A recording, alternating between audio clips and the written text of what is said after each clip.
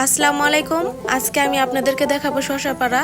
আজকে শহর থেকে আমাদের বাসায় কিছু মেহমান আসছে, তারা শশা পাড়তেছে। এটা আমার শাশুড়ি আম্মা, সেও কিন্তু শশা পাড়ে।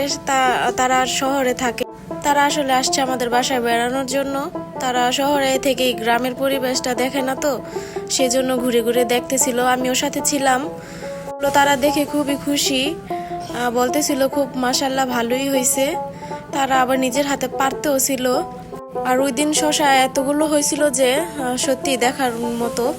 গ্রামের পরিবেশ এতই পছন্দ করে যে আমার বাসায় আসলে তারা খুবই আনন্দ করে, ঘুরে গাড়ে। আমার থেকেও খুব ভালো লাগে।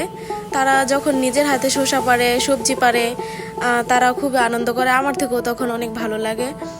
শসাগুলো তারা ঘুরে ঘুরে দেখতেছিল আর ছিঁড়ছিল আর খাচ্ছিল, বলছিল খুবই যে এটা আমার যা হয়। আমার যাও শসা পাড়তে গেছে, বলতেছিল যে ভাবি আমিও নিজের হাতে শসা পাড়তে চাই।